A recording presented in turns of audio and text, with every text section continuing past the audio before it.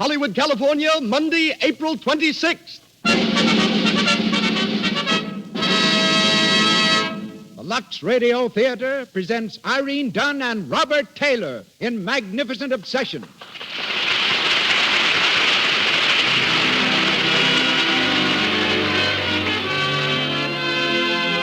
Luxe presents Hollywood. Our stars, Irene Dunne and Metro-Goldwyn-Mayer's sensational personality, Robert Taylor, with Pedro de Cordova, Sarah Hayden, and Barbara Kent.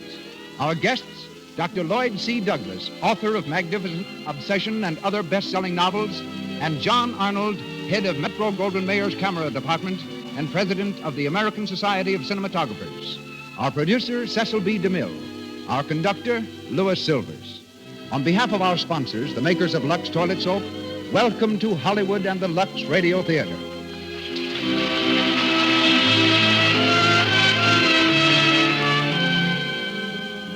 A girl can't be too young to start guarding her complexion. There's Deanna Durbin, for instance, the girl who made an overnight hit in Universal's Three Smart Girls. She's only 14, but already she's protecting her complexion the Luxe Toilet Soap way. Here's what Deanna Durbin says about this gentle soap. I like Luxe Toilet Soap, too. I see all the grown-up actresses using it, and Mother says I can't begin too young to take the best care of my complexion. Grown-ups use Luxe Toilet Soap to guard against cosmetic skin, dullness, tiny blemishes, enlarged pores. Its active lather removes cosmetics thoroughly, keeps skin clear and smooth. Try it for yourself and see. And now, our producer.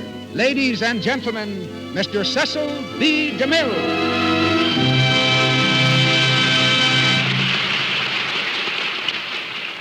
Greetings from Hollywood, ladies and gentlemen. From boyhood to the moment that Metro-Goldwyn-Mayer discovered him in Pomona College, it was the ambition of Robert Taylor to follow in the footsteps of his physician father. Today, though perched on the highest pinnacle of motion picture stardom, Bob still attends medical lectures and believes that medicine is the finest career in the world. It's something of a coincidence, therefore, that this amazingly popular young actor should have made his first marked success on the screen as a physician, first in Society Doctor, then in tonight's play, Magnificent Obsession. Bob's father was a country doctor who left his son little more tangible than his books and a creed of life. But Bob has clung to that creed, in spite of the whirl that has spun him steadily higher to international fame. Written by Hugh Walpole, the words are, "Blessed be all sorrows, torments, hardships, endurances that demand courage. Make of me a man, to be ready for everything. Love, friendship, success, to take it if it comes, to care nothing if these things are not for me. Make me brave." Magnificent Obsession was written by Dr. Lloyd C. Douglas, who speaks to us later. Playing opposite Robert Taylor, currently seen in Personal Property, and whom we hear shortly as Bob Merrick, is Irene Dunne in the role of Helen Hudson. Great actresses are rarities, but Miss Dunne is a rarity among great actresses.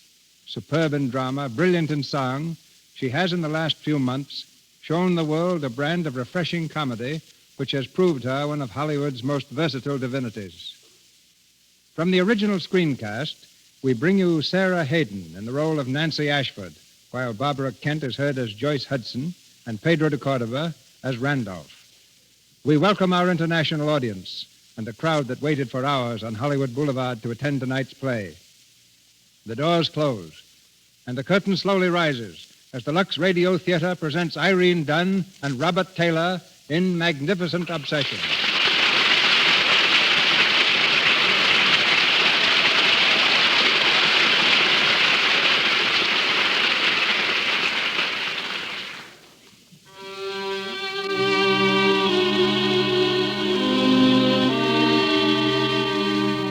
Dr. Wayne Hudson, an eminent brain specialist, died one midsummer evening.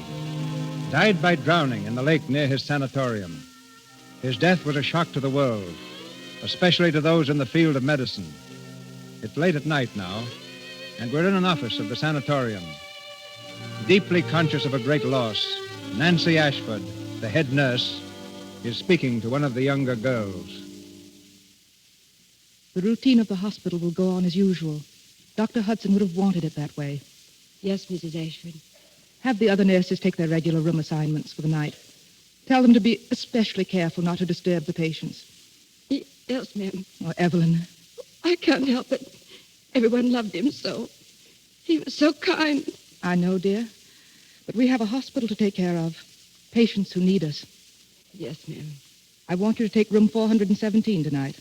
Robert Merrick? Yes. I won't. I can't. Evelyn. It was his fault Dr. Hudson died. It was all his fault. You don't know what you're saying. I do. If we'd had the pulmotor for the doctor, he'd have lived. But we didn't have it. It was being used. Stop it. It was on the other side of the lake being used to save Bob Merrick. Bob Merrick! Evelyn, stop it. He lived, and the doctor had to die.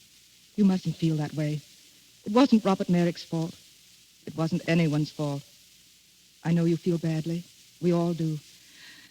It's just the way things happen sometimes.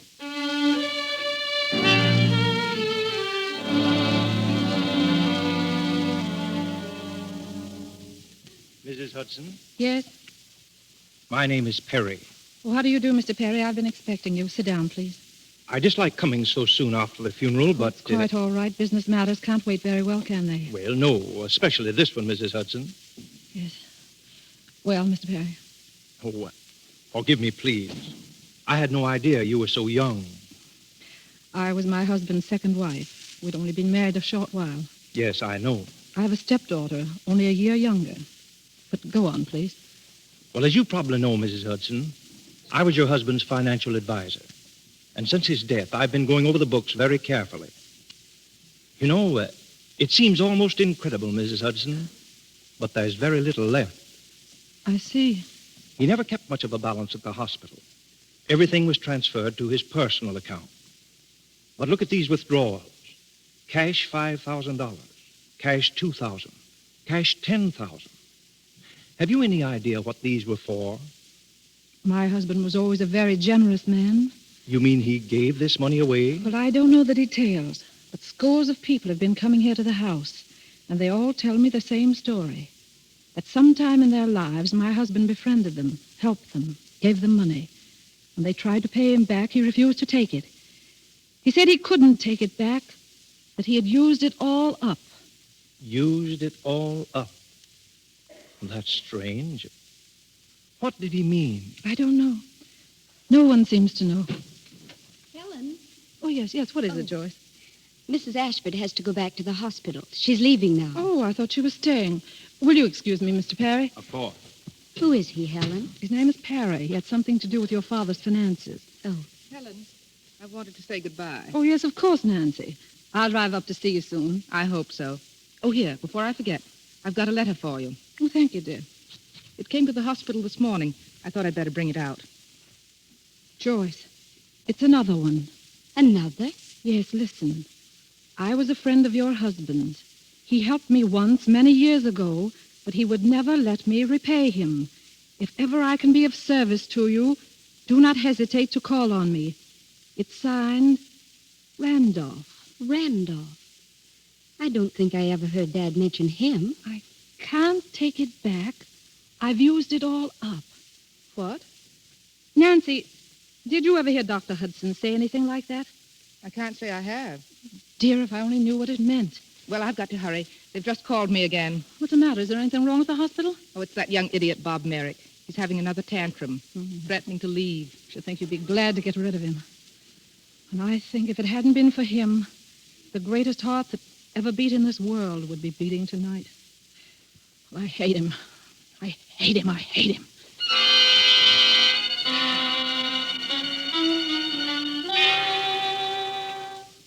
Look, nurse, I don't want to be inquisitive, but what's this on my breakfast tray? It's a poached egg. The doctor ordered it. Yeah, why didn't he eat it? Please, Mr. Merrick. It's the same breakfast we serve all the other patients. Sure, that's why they're still in here. I've been in 5 weeks, but I'm hanged if I'll stay another. Get back in that bed. Mrs. Ashford. Oh, Mrs. Ashford. Mr. Merrick. Hiya, Toots. Where are my pants? You can go, Evelyn. Yes, ma'am. Get back into that bed, please, or I'll have to call the house doctor. I want to be discharged. I'd love to be the first to pack you off, but your temperature is 101. Your pulse speed is abnormal. You're still very weak. And your grandfather, who pays all the bills, would be furious. Tell you what I'll do. I'll compromise. Bring me a highball. It'll raise your fever. Oh, tell me, Warden, what do they give nurses instead of a heart? An ice bag. You know, I can believe that. Hey, Mrs. Ashford, you look like a pretty good sport. I want to ask you something. And I want you to ask yourself the same question. Is it my fault that my life was saved and Dr. Hudson was drowned? How did you... The nurses were under strict orders. Oh, no. They didn't tell me. They're not that human. But I have eyes and ears. What I want to know is it my fault they were using their lung machine on me when they needed it for him? Of course not. But the staff has been under a strain. They loved and honored Dr. Hudson. We all did. I know.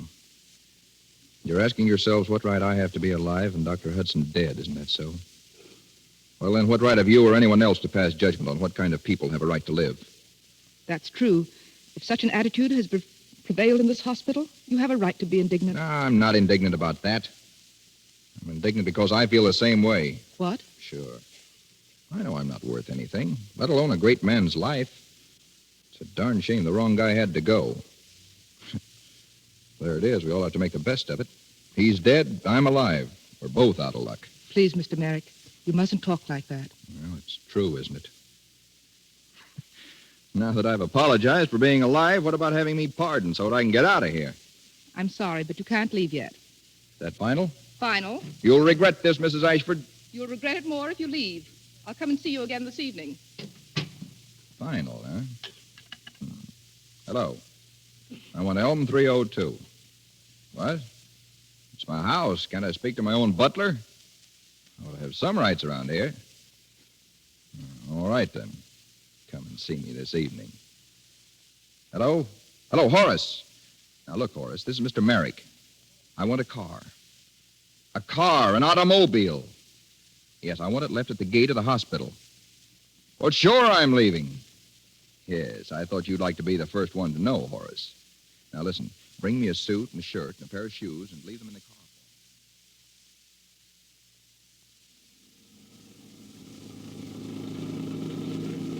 Horace, come on, stop loafing. I want to get as far away from Brightwood Hospital as I can. Sorry, sir, but there seems to be a car stopped in the middle of the road up ahead. Oh, yes, and a damsel standing beside it. A damsel in distress, Horace. Shall I stop, sir? Well, how can I tell yet? Let me get a good look at her. Very good, sir. Whoa. What's the matter with you, Horace? Don't you know beauty when you see it? Good evening. Can I be of any assistance? I'm afraid I'm Stahl. Well, you picked a nice spot. I think you've managed to find the last unpaved road in Westchester, and the exact spot farthest from a service station in either direction. Oh, I was afraid of that. What's wrong? Well, I haven't the vaguest idea. How about gas? No, it's not that. I just had the tank filled before I left town. What town? Well, New York, naturally. You're from New York? Well, now, isn't that a coincidence? So am I. Isn't it a small world? Really, I would like to get this car started. Do you think you could do something to make it go? Well, now, let me see. Anything I can do, sir? Yes, that's an idea. Excuse me a moment, will you? Of course. Horace, Yes, sir. find a service station and take your time. Yes, sir. Very good, sir. Well, that ought to fix it. Is your man going for help? Yes. And in the meantime, isn't there anything you could do? Well, I don't know now. How about taking out the spark plugs? Taking out the spark plugs. Well, you never can tell. I've heard certain mechanics say, your car will never be sound till you've had out all the spark plugs removed. You know, the spark plug is the appendix of a motor, an unnecessary thing. Have out your spark plugs now while your car is still in the pink. Don't wait for it to break down completely. Oh, I see. Oh, but I really have an appointment. Couldn't you do something? Maybe if you pushed it, it might kind of catch on. I'm ashamed to admit it, but I don't know a thing about motors. What do you say if we just sit here by the road and talk till the man comes back? Huh? Well, I wasn't exactly counting on an evening of conversation in the open air. Oh, but what could be nicer? Where could you find a more completely charming spot than this? Look at that moon up there. I'll bet it's never been so round or so radiant as it is tonight. It is exquisite, isn't it? Mm-hmm. Exquisite. The moon. Oh, yes. I love nature. If you ask me, you were lucky to break down here in the center of Eden. I was lucky to happen along. Yes, you certainly were. You've been a big help. Well, I'm not much help, but they tell me I'm good company. Well, I'm sure of that. But you see, I'm expected somewhere else. Yeah, you know, I could like you. Really? Mm-hmm. Of course, I'd have to see lots and lots of you for a while to make sure. Oh, sure, you wouldn't want to make any mistakes. No, I hate divorces. And then there'd be the children to think of, too. What's your name? Was that important? Well, of course names are important. Suppose we didn't have them. Think of the mix-ups with everybody going around yelling, "Hey, you!" Now, mine's Bob, if you're interested. Bob. If you're still interested, the last name's Merrick. Merrick. Sure, what's the matter? How far did you say it was to that service station? I didn't. Where are you going? I'm going to walk. Oh, now, wait a minute. You can't You do let that. me go. Here, what's the matter with you? What am I Please. Now, listen, you can't walk out on me like this. I don't even know who you are.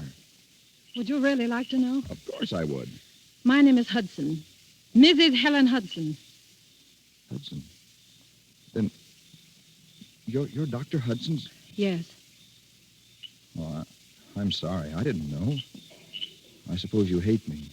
I don't feel anything toward you. Let me go, please.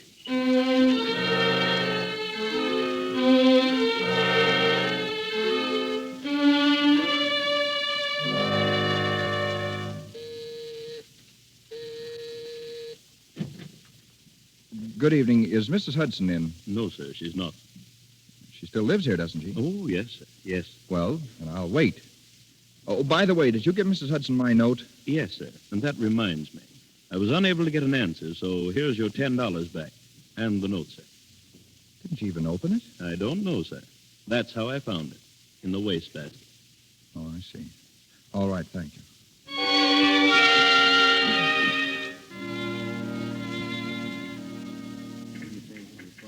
The bank would like to do it, Mrs. Hudson, but I'm afraid we can't. Well, I know I'm overdrawn, but there ought to be a check-in from the hospital soon. Well, then I'd advise you to wait, Mrs. Hudson. Very well. Thank you.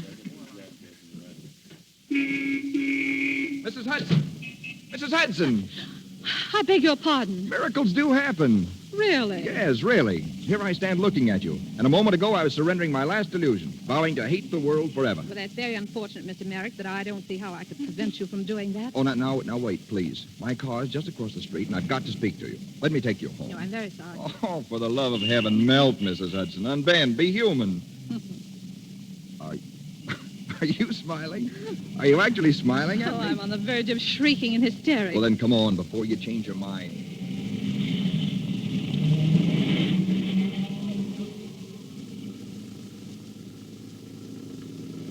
Are you sure you know where I live? Well, I ought to. I've been hanging around outside there for weeks, months.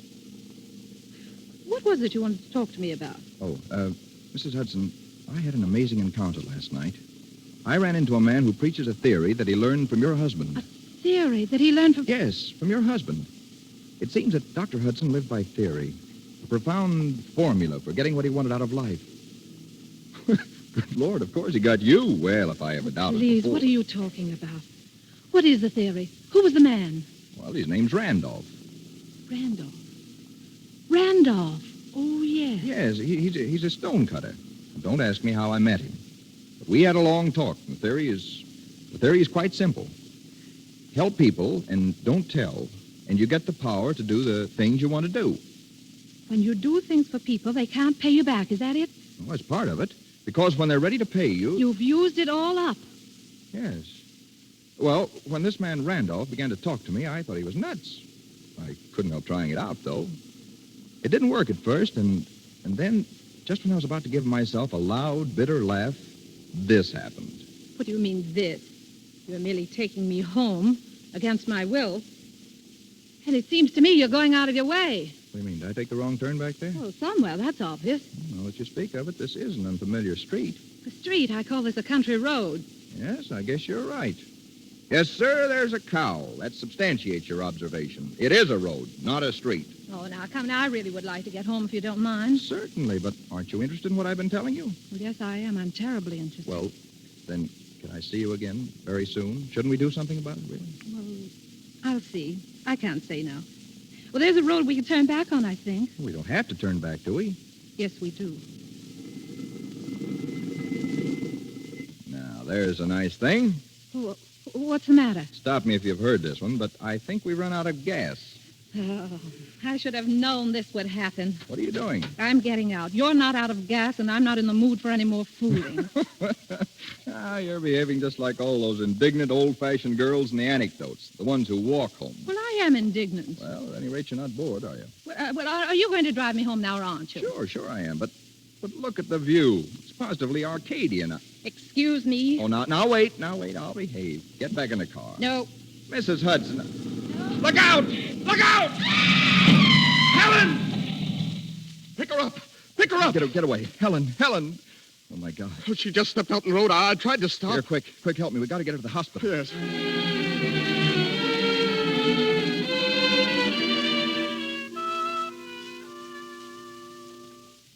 How long will it be, Nancy, before they know something? I don't see how it can go on much longer. She's been on the table almost 2 hours. Poor Helen. Why should this happen to her? What did she ever do to deserve this? Oh, Joyce, dear, you mustn't. Come in.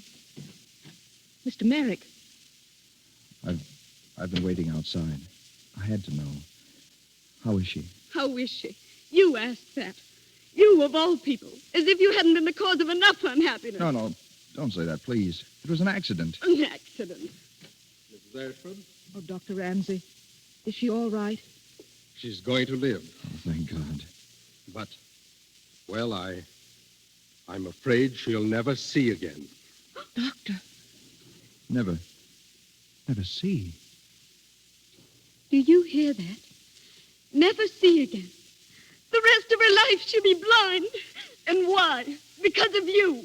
Because of you. Joyce, dear. I don't care. It's true, isn't it? Why shouldn't he suffer too? I want him to suffer. He's responsible. Go in there and look and see what you've done.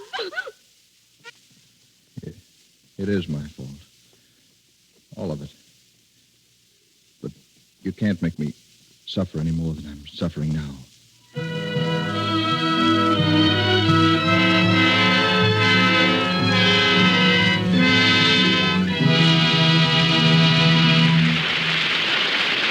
You've been listening to Robert Taylor and Irene Dunne in the Luxe Radio Theater's presentation of The Magnificent Obsession. Now, before we go on with our play, let's step outside to the stage door a minute. There's a blue roadster in the parking place behind the theater, and a pretty girl is in it. She seems a little annoyed. Good grief, Eileen. Where have you been? I've been honking this horn for 20 minutes. Oh, bah. I tried to get in to see Irene Dunne without a ticket, but no luck. They're all filled up. In a fine state you've got me in, waiting. I'm going out with Bill at 7:30. Now, how am I going to make it? Phooey. You've got plenty of time. Oh, have I? I was going to take a nap. I'm dead on my feet. Gosh, I'm sorry. But look, I'll tell you something that's actually better than a nap. When I'm tired and I have a date to keep, I just slide into a warm, lathery Luxe toilet soap bath and relax. You feel like a million when you get out. Leaves your skin so fragrant, too. Such a grand, expensive perfume. Eileen knows her beauty baths all right. The perfume of Luxe toilet soap is a blend of 34 costly ingredients. Yet Luxe toilet soap is so inexpensive that anyone can afford to use it freely. And here's another thing. Its active lather removes perspiration, every last trace of dust and dirt from deep in the pores. That means it makes you sure of daintiness, sure your skin is sweet. Why don't you make a Luxe toilet soap bath your daily beauty bath? You're sure to love this soap 9 out of 10 screen stars use. Mr. DeMille takes us back to our play. We continue with Magnificent Obsession, starring Irene Dunne and Robert Taylor.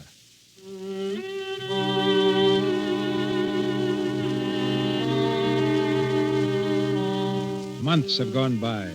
Months during which Helen has learned to feel her way hesitantly through the darkness of her life. Months which have seen a complete change in Bob Merrick. We find him in Randolph's little cottage near the hospital. Randolph, the stonecutter, has been enlarging on a theory.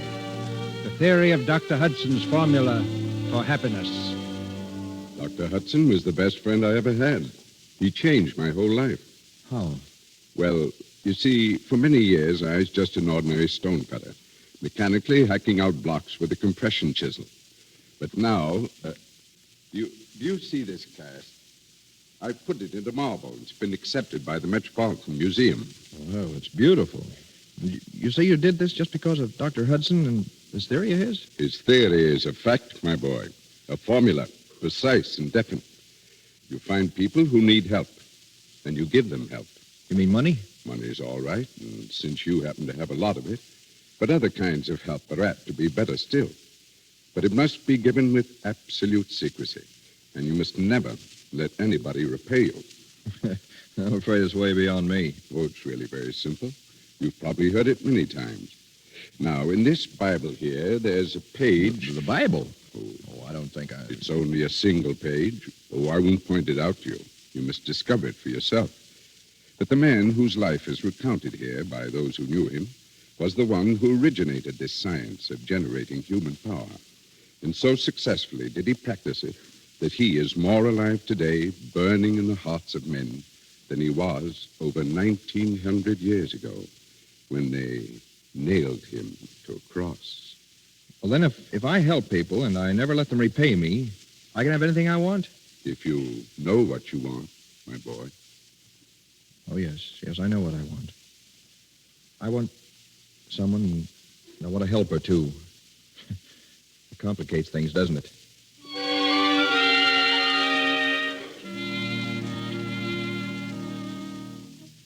I've got to do something, Nancy. She can't go on like this, always in darkness. We've been doing things, Bob. There's somebody who can help her. There must be. If necessary, we'll comb the world. As a matter of fact, we were talking today about a man under whom Dr. Hudson studied. Dr. Brimmer. Do you think he could do something? There's a chance. Well, then get him, Nancy. We can't do that.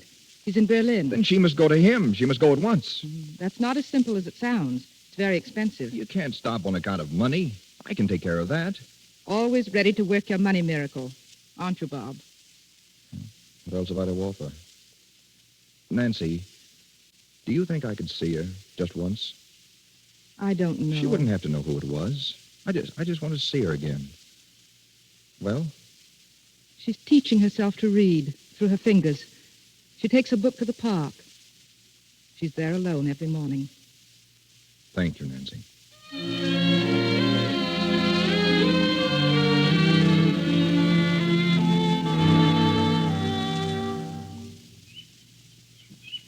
If you will but be mine, you shall dine on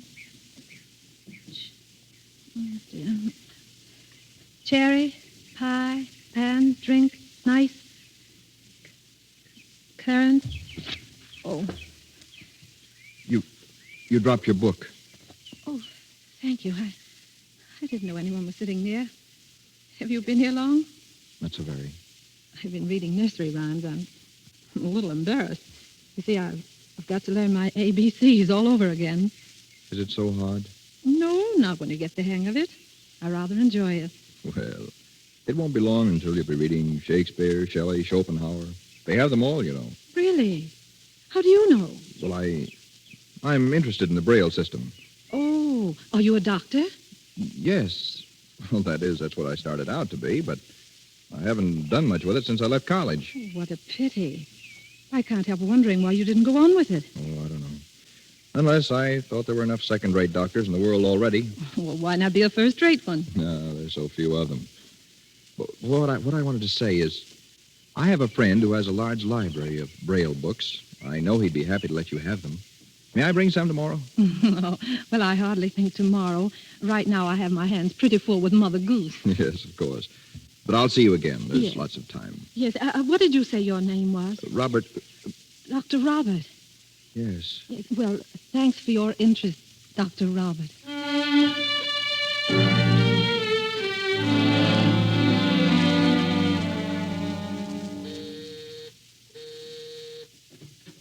Good morning. Good morning. Is Mrs. Hudson in? Who should I say is calling, please? Oh, it's not important. I just wanted to know how she was. Is that Dr. Robert, Susan? Ask him to come in. Come in, please. Oh, I don't think I'd better. Is Miss Joyce Hudson at home? No, sir, she's not in. Oh, well, In the living room, Doctor. thank you.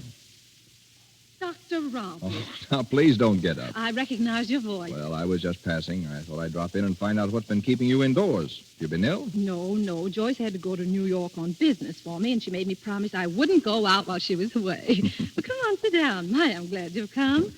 The most wonderful things have been happening. Really? I'm glad to hear it. You remember those bonds I told you about? The ones I thought were worthless? Yes? Well, they weren't. They're terribly valuable. And somebody's bought them from me. I don't know who. Anyway, Mr. Perry's invested the money in something else. Something that will give me an income for the rest of my life. Oh, that's fine. But that's not all. Listen to this. I'm going to Berlin. Are you? Yes. There's a man there, a Dr. Brimmer. He's going to look at my eyes. Of course, I could never afford to pay him. I suppose he's doing it as a tribute to what my husband stood for in the medical profession. Anyway, Nancy said it would be very ungrateful of me to refuse. Refuse? You're not thinking of refusing. Well, I have been a little. You see, I've had so many disappointments, and of course, if he agrees with the others that there's no hope... Oh, but he won't. A man like Brimmer doesn't have disappointments. He'll be able to give you back your sight. I'm sure of it. Oh, I hope you're right. For the sake of all those who've been so interested in me. For my own part, sometimes I think I've gained more than I've lost through my blindness. Gained? Mm-hmm. Things so fine and sensitive that I never even knew they were there before. Your friendship, for example. If I hadn't been blind, I might have missed that. Has it meant so much to you? So much. Oh, I wish I deserved to have you say such a beautiful thing to me. You do? You might think differently if you saw me. How could I? It wouldn't matter what you looked like. I see better now than I used to, really. I used to see only people's faces. Now I look into their hearts. Oh, but here, I'm getting maudlin. You'll still be the same kind friend. You won't change. I mean, if my trip is successful. No, I won't change, ever. Helen, where are you? Oh, it's Joyce. Oh, I think I'd better go. Oh, no, please. In here, Joyce. Oh, I want you to meet her. She's heard me talk about you so much. Really, Helen, dear, I just came... Oh, Joyce, darling, this is my friend, Dr. Robert. How do you do? Dr. Robert? What's wrong, dear? Are you the man who's been meeting Helen in the park, helping her to read, seeing her home? Well, I tried to help a little. Joyce, what is it? Do you know Dr. Robert? No. No, I've never seen Dr. Robert before in my life. All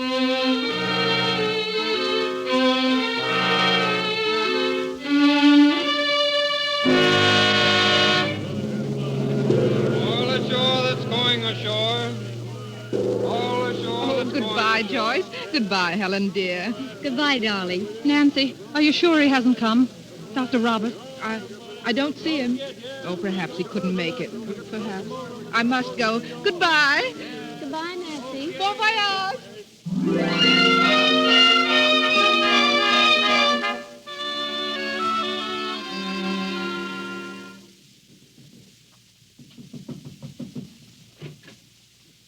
What is it? The American papers, Fräulein. Thank you. Who is it, Joyce? Just the hotel boy. Helen, what are you doing up? You promised me you'd try to get some sleep. I couldn't sleep. I'm not tired. Darling, you've been through such a lot. The doctor said... Yes, I know. What does it matter what the doctor said? I don't need sleep. Oh, I don't know what I need. Oh, I'm sorry, dear. I'm just not myself. I know. You're all unnerved. All this way to Berlin, all these weeks, and... Yes, for nothing. Even Brimmer can't help me, Joyce. I'll get you some hot milk. It'll put you to sleep. If it only would. I'll only be a minute, darling.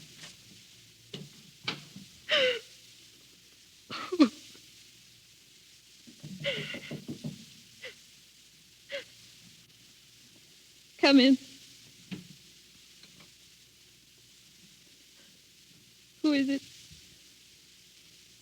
Who is it, please? Is there someone there? Helen. Who is it? Is it Dr. Robert? Yes, dear. Oh, is it really you? I can't believe it. I hope you'll forgive me for just dropping in like this. Forgive you? How did you happen to come here? When you weren't at the boat, I didn't think I'd ever see you again. I had to see you, Helen. You didn't come all the way to Berlin just to see me. Yes. Are you glad? Glad.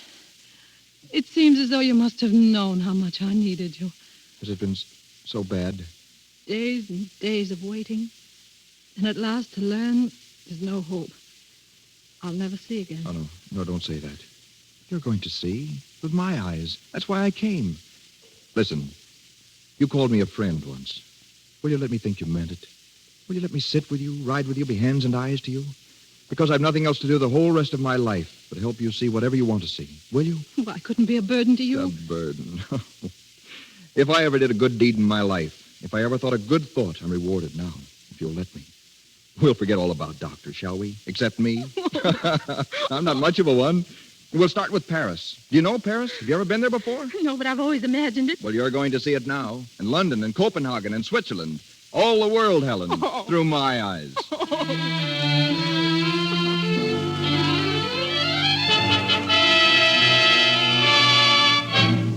Bonjour, madame and monsieur. Rien ne veut plus. Rien ne veut plus. 23. Red. You've won again, darling. 20 francs on the red. Dr. Robert, are people staring at me? Well, now, why wouldn't they? In Paris, they make a business of staring at loveliness. Oh, darling.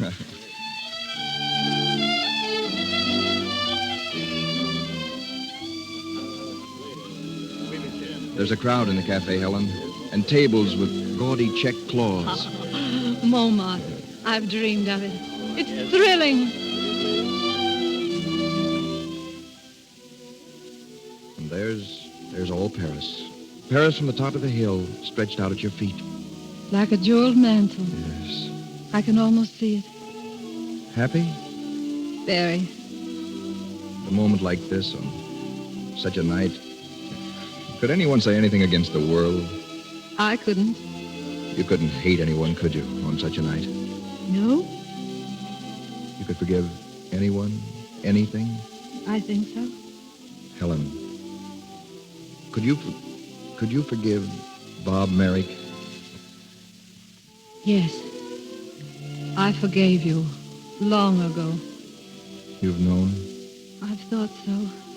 At times, lately I was sure. Helen, I love you. You know that too, don't you? It's wonderful that you care enough for me to be so kind. I know now what you've done for me. Everything. About the money, the doctors. Well, it was only because I love you so much. You care for me, don't you, a little? You know I do. Then let me be with you always. Marry me, Helen. Marry you. And have you pitied because of me? No, don't say that, darling. Life with you is what I want. It's all I want. We'll be two of the happiest people in the world. I'm sure we ought to be. Oh, darling. How can I ever repay you for all this? You can, darling. I've used it all up. What did you say? You've used it all up. No, it's nothing. Helen, there's something I want to tell you. Something that'll make you laugh, I guess. Do you remember that day in the park, the day you took me to be a doctor? I remember. Well, that day I decided to be a doctor. To become what you'd mistaken me for, and I've been doing it. I've been studying again. You've been... And you thought I'd laugh at that? Oh, my dear, that's wonderful. Well, I'm going to try. There's no harm in that, is there? When you'll succeed, I know you will. Well, I'm going to stay in Europe and work. And with you to help me. Help you. We'll be together, darling. That's the greatest help in the world.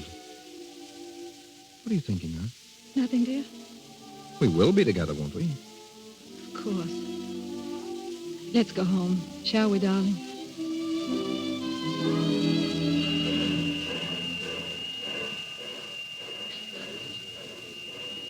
Excuse me, is this the ticket office? Oui, mademoiselle. The Travelers Bureau. Yes, that's what I need. Now, I'd like a ticket on the boat train to Cherbourg, please, and a passage on the first steamer to America. Oui, mademoiselle. Will you sign your name on this, please? No, I'm sorry. If you'll just place my hand exactly where I'm to sign. Mademoiselle? Yes, I can't see. Oh, pardon, mademoiselle. Now, you'll have to furnish me with a guide of some sort. That can be arranged, can't it? Of course, but is mademoiselle traveling alone? Yes, I'm traveling alone.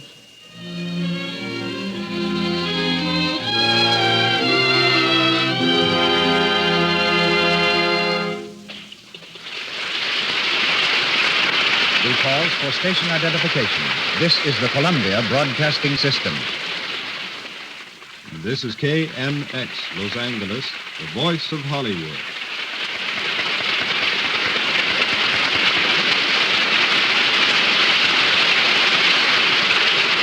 Robert Taylor and Irene Dunne continue with Magnificent Obsession shortly. But now it's our privilege to present in the Luxe Radio Theater Dr. Lloyd Douglas, the author of this great story. Dr. Douglas, a minister for 30 years, became famous for sermons of extraordinary pictorial character. Then he turned novelist, and from his pen have come Magnificent Obsession and Green Light, both national bestsellers. It's now my honor to extend the stage of the Luxe Radio Theater to New York City. From Hollywood, I welcome and introduce Dr. Lloyd Douglas, who will speak to you from New York. Good evening, Mr. DeMille, and thank you. I appreciate being asked to contribute to this program. I feel indebted to Miss Dunne and Mr. Taylor for their sympathetic and artistic interpretation of this book. And I'm also indebted to the Lux Radio Theater for wanting to pay this tribute to my story. Magnificent Obsession, while in no sense a tract, was not written solely for entertainment. It is a purpose novel. The book had a peculiar history. In 1928, while I was still in the pulpit, I became possessed of an idea that seemed to demand a wider hearing than I could give it through that medium, and resolved to put it into a story. Amateur novelists often rig up a plot dealing with things they know almost nothing about, so I did that. My story involved brain surgery, and what I didn't know about that was aplenty. For instance, in the story I wrote that Helen was in an accident and struck blind. That was easy, but to explain it, I had to call up a brain specialist and ask him where she had been hit. Casting about at random for names of my characters, I called one of the young surgeons whom I was sending abroad to do some scientific research, Dr. Dawson. I chose the name mostly because I knew no Dawsons. After the book had been out some months, my daughter Virginia met a young surgeon in Paris who was over there engaged in scientific research. Later, she married him. His name was Dawson. This novel brought me a great deal of mail, letters from all sorts of people. Invariably, what they wanted to ask was this: what can I do to build up my personal fitness by improving the personal fitness of others? Is it true that what I do for other people must be kept absolutely secret or the thing won't work? Do you believe this yourself, or were you just writing a story? And then I would tell them quite honestly that I wasn't just writing a story for the sake of the story, and that the thing would work if they gave it a fair chance. Hundreds wrote that they had tried it and found it practical. They were always careful not to say exactly what they had done, for that would have been telling. Perhaps you may want to try it sometime. Goodbye.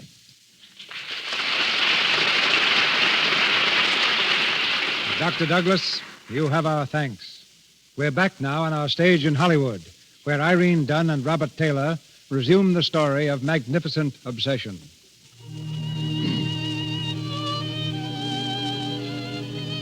Six years have passed. Helen Hudson, hidden away from the world and her friends, has been living in quiet obscurity in a small Virginia town. But her health has gone, and we find her now in a tiny hospital room where the nurse has been reading her a newspaper article.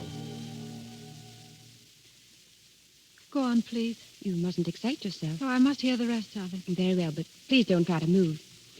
When Dr. Robert Merrick returns to America next month, he brings with him the keenest surgical mind in the field of medicine.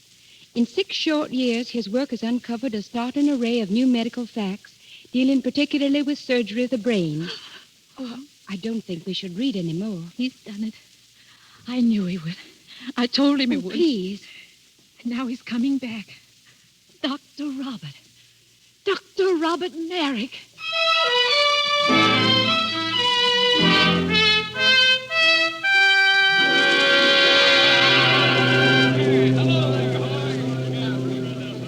There he is, Nancy. There he is. Bob, over here, Bob. Nancy! Joyce! Oh, Bob, I'm so glad to see you. No more than I am to see you. Where's your luggage? Oh, it's on its way to the hotel. Hotel? You're coming home with us. Come on, the car's over here.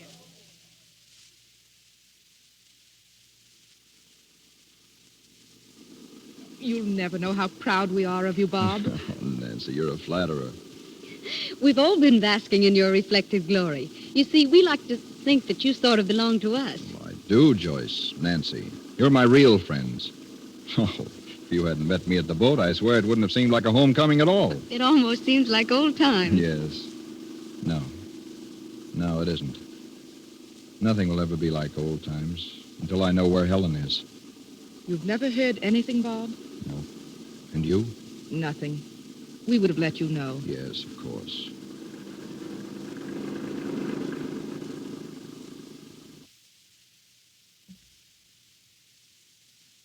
Welcome home, Dr. Merrick. Thank you, Keller.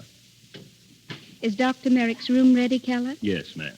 Oh, there's a gentleman to see you, sir. Already? The price of fame. He's in the living room, sir. Excuse me, Joyce. Nancy. Of course. Dr. Merrick. Yes? I'm glad to see you back again. It's almost as though you've been sent, as you were sent to me before. Oh, I'm afraid I'm sorry. You don't remember me? My cottage. You came there, and we... Oh, yes, of course. Oh, I knew I'd... you're the... The stonecutter. Of Randolph. course, of course. How do you do? It was rather a long time ago, and so much has happened. Yes. You've come a long way. I never dreamed that the path I pointed out to you would lead so far. What? So please don't think I want to share your glory. I was only a medium. Oh, yes, I remember. You were working on... you had some sort of theory. Theory? Yes, expanding your personality. Getting power to get whatever you want by giving away your money, and something about a page in the Bible, as I remember it. As you remember. You mean you haven't practiced it? No. But I've heard how much you've done for people, how you've helped them. In the slums, Oh, for instance. that. Well, you see, I'd lost someone who meant a great deal to me. I was always afraid she might be alone and friendless. So whenever I put out my hand to anyone, it was with the hope that maybe someone would do the same for her. You did it for a woman. Christ did it for humanity. That's the only difference. I feel more than ever now the real purpose of my visit. What is it? 2 weeks ago, I was called to Virginia to select the marbles for the state capitol. While there, I learned that the widow of an old friend of mine was in a dangerous condition, in a state of coma. The doctors say it's caused by a growth pressing upon her brain. This same growth, they felt, was the cause of her having been blind for many years. Blind? Who is she? Who is this woman? Helen Hudson. Helen? Are you sure? Nancy! Nancy! Are you sure? I'm positive. Oh, thank God. Bob. Nancy, we found her. We found Helen. We found her, Nancy.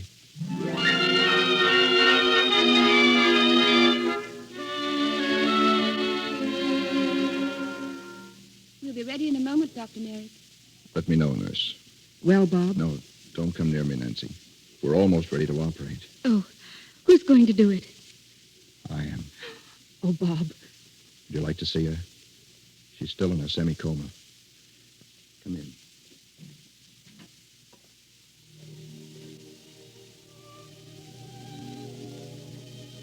Helen. Helen, dear. I must. She's speaking. It's raining. It's raining awfully hard. But I must get away before the others wake up. I must hurry. Hurry. Helen, you can hear me. It's Bob. Bob Merrick. There's my pen. I want to write a letter. Joyce, Nancy, you've been so good to me. I'd only be a burden. Don't try to find me. Helen, dear, we're here. Robert, my darling Robert, I'm leaving you. Oh, it's so hard to write when you're blind. Won't the rain ever stop? Robert, darling, it's so wonderful that you're going to be a doctor.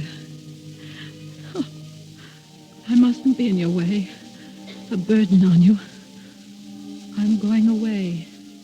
My life is over now. I'm going away alone in the darkness. We're ready, Dr. Merrick. Dr. Merrick? Oh, take her into the operating room. I'll be there in just a moment.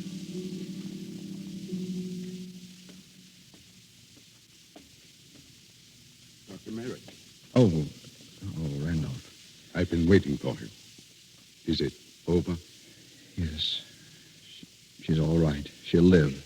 And her eyes? I don't know. We haven't taken the bandage off yet. I'm going to do that now. God bless you, my son. Thank you. Oh, and Randolph. Yes? I found that page in the Bible.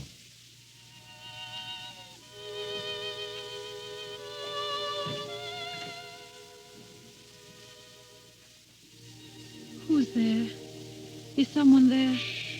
Don't move, Helen. Who is it? Is it? Yes, dear. Oh, Robert. Now, I'm going to take the bandage off your eyes. Oh. Please don't open them for a moment. Then open them slowly. Now. Helen, can you see? Yes. A ray of light. A ray of light. Oh, darling, soon that ray will grow stronger. And as each day passes, you'll see more and more until one day... Until one day, I shall see you, my darling.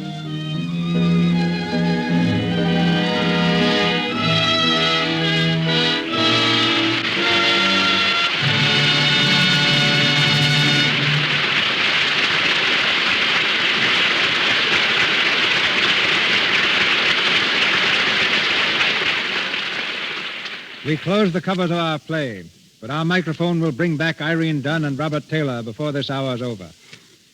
Most people picture the ace Hollywood cameraman as a rough and ready sort of fellow who wears leather puttees and his cap on backward while he rushes about the studio breathing fire and carrying his camera over one shoulder. Actually, a head cameraman never operates a camera. His entire job and its artistic importance cannot be overestimated is to chart with a director the photographing of scenes and supervising lighting effects. Our guest, John Arnold, cranked his first camera for Thomas A. Edison back in 1903. Since then, he's figured in the shooting of more than 1 billion feet of film. And today is head of Metro-Goldwyn-Mayer's camera department, president of the American Society of Cinematographers, and one of the most valuable photographers the industry has ever known. Ladies and gentlemen, Mr. John Arnold. Thank you, C.B.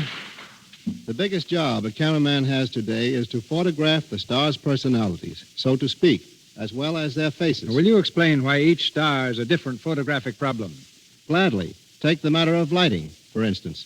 A star is presented at her best only through a carefully studied blend of lights, colors, and shadows. A blonde appears best against soft, diffused lights. A brunette against strong, bright lights. Dark clothes do not photograph effectively against dark backgrounds, nor light clothes against light backgrounds. Contrast, remember, is what enhances beauty. Psychology also plays a big part. The cameraman studies each star and also learns what color tone blends with her personality. For example, Jean Harlow, in making Personal Property with Robert Taylor, was filmed under white lights, which go best with her fair complexion, and Myrna Loy under violet-tinted lamps in her latest picture, Parnell, co-starring Clark Gable. Lights also have great effect in creating mood. To emphasize the somber atmosphere of Robert Montgomery's new film, Night Must Fall, we use dim lights throughout the entire picture. Well, you've heard us make the statement many times on this program, John, that 9 out of 10 stars use Luxe toilet soap. Yes, and I know it to be a fact. Then perhaps you can answer a question asked by several listeners. If the stars have perfect complexions, why is it necessary for them to use makeup in pictures? Because a star, when playing a scene, becomes so intent on what she's doing that nature plays a little trick on her. The blood either rushes to her face or rushes away from her face. She becomes flushed or pale. With makeup, this reaction is hidden. The only ones who don't actually need makeup are a few male stars like Robert Taylor, Clark Gable, and Spencer Tracy, whose natural tan takes its place. In fact, Mr. Tracy used no makeup at all in filming Captains Courageous. I assure you, no one appreciates a fine, clear complexion more than a cameraman, for then he's able to make full use of close-up shots that would reveal the slightest flaws in skin texture if they existed, makeup or no makeup. I've recommended Luxe toilet soap to stars and extra girls alike for years. I know of nothing better or simpler to use for keeping a smooth, healthy complexion that's always ready for even the most candid camera. Many thanks, CB, and goodbye. Thank you for your candid opinion. Each week in the Lux Radio Theater, I look forward to this moment when I can introduce our stars as their real selves. And I know you share the particular pleasure I have in inviting two such personalities as Irene Dunne and Robert Taylor back to the microphone.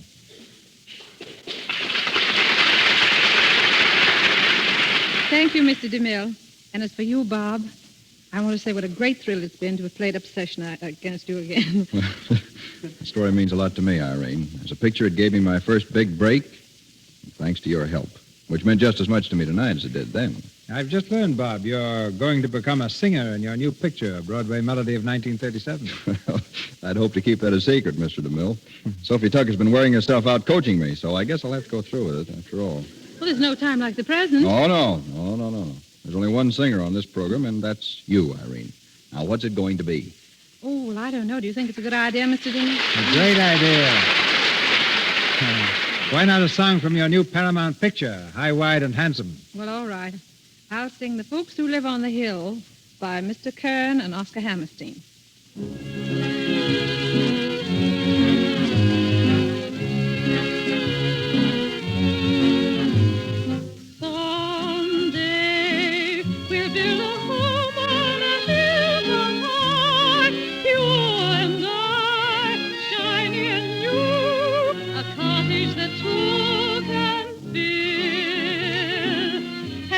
Pleased to be called the folks who live on the hill.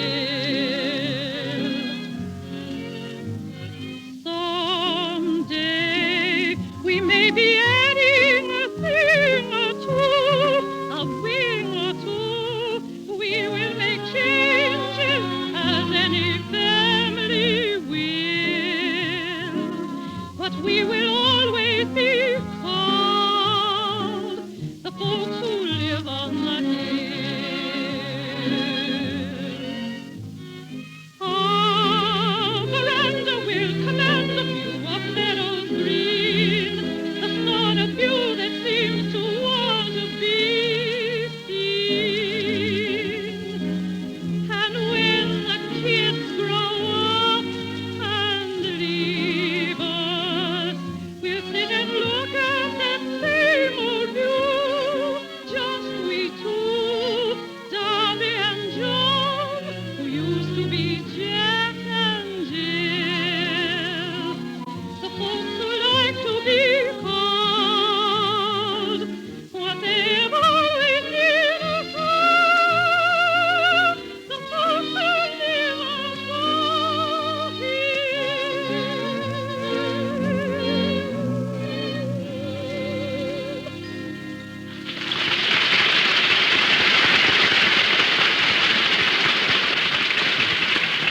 Great, Irene. Thanks, Bob. And now just a word about the people who are behind this program. I think we owe them a great deal, not only for the entertainment they provide, but for a beauty care so thoroughly reliable as Luxe toilet soap. Water and Luxe soap are all anyone needs to keep a clear, healthy complexion. I'm glad to say that.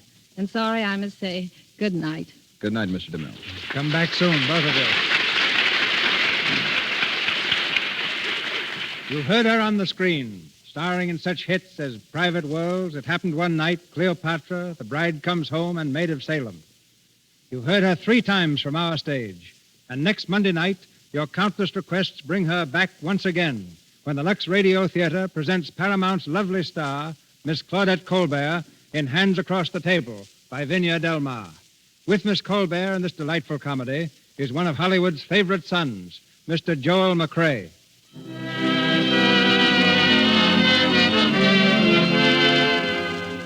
Our sponsors, the makers of Luxe Toilet Soap, join me in inviting you to be with us again next Monday night when the Lux Radio Theater presents Claudette Colbert and Joel McCrea with Walter Pidgeon in Hands Across the Table.